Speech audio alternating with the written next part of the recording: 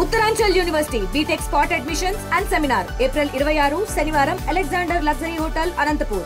మరిన్ని వివరాలకి ఈ కింది నెంబర్ని సంప్రదించండి. సరిహద్దు వివాదం కాస్త ఒక వ్యక్తి దారుణ హత్యకు తెరతీసింది.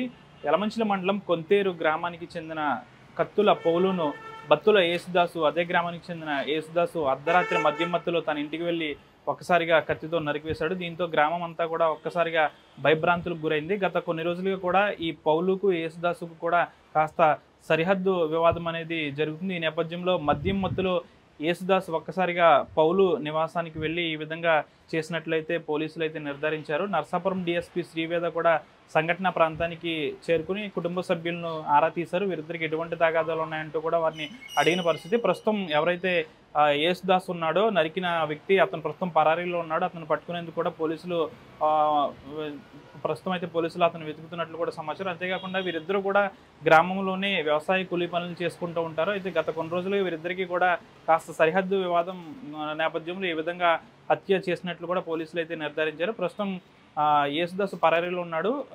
పౌలుకు సంబంధించిన కుటుంబ సభ్యులు ఇచ్చిన వివరణ మేరకు పోలీసులు అయితే కేసు నమోదు చేశారు.